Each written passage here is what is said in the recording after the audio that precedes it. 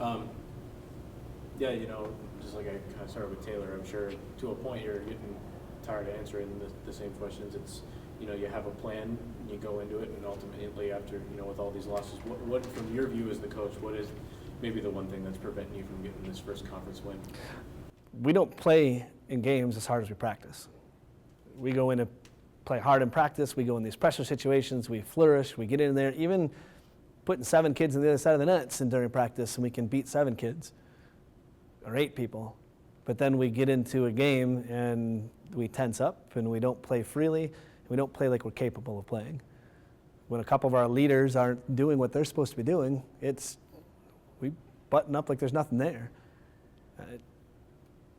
We haven't had the points where everybody goes and plays well together. I mean, Logan played her butt off today, but the rest of us didn't follow behind it. Yesterday, Sean and Taylor were amazing, and we weren't behind that. Today, Taylor and Logan, I mean, it always seems to be a different combination of one or two. Just in games, the pressure kid in games isn't able to step up to that pressure. Yeah, and do you think maybe it's just it seems like any given night, one night could be a good night for you, even in a loss where you're competitive, and another night where you're kind of left scratching your head a little bit. I think back to the Mankato match when you're looking at some of those scores, and when you guys were in it, I think scored at least 22 points in the set on the road against a team that's received votes in the national poll and is always going to be in that conversation.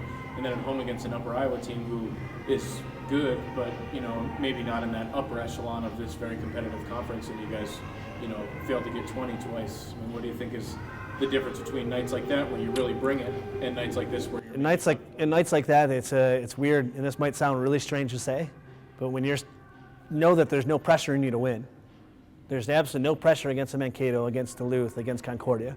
When there's no pressure to win, everybody thinks that you're going to fail anyway. We go out there and we risk. We go out there and we play hard because no one expects us to win that match. No one expected us to even be close to Mankato, and we were 22, 23. One of those games was 27, 25. The same thing at Duluth. We were at 18-18 against Duluth. 17-17 in game 3. No one expected us to even be there because we could just play freely. We could just play because there was no expectations. But against an Upper Iowa, everybody knows we should be able to compete with them.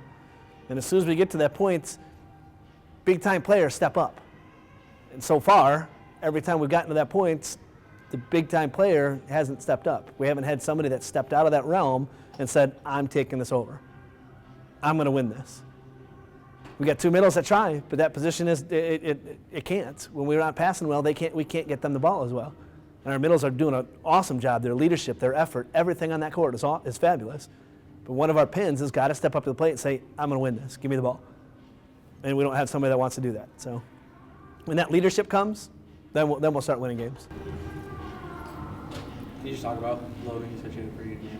Logan was incredibly disciplined today. We've been working a lot on it.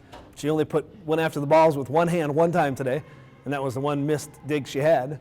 But she was very disciplined. She held her spots. We told her where she should be playing, and today was the first time that she held her ground right where she's supposed to be. I believe she had 18.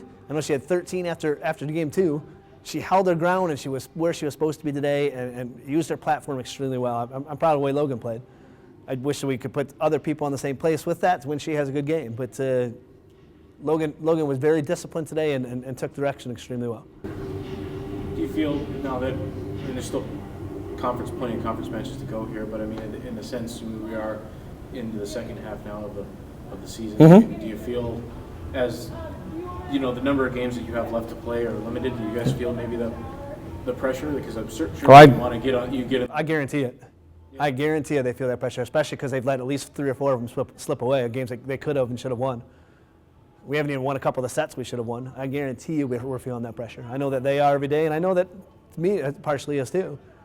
I will guarantee you with 7 matches left, that pressure is there. We've got to find a way to push through, and someone's got to be able to say, I want that pressure. I want the ball. And give me that ball, whether it's a 1 block or a 2 block in front of me, and I'm going to put it away. Do you think you've talked about the quality and the leadership that your seniors and your older players provide, or are you perhaps even looking for even more from those players to step up and lead this? That would be the key. Without a doubt, that would be the key.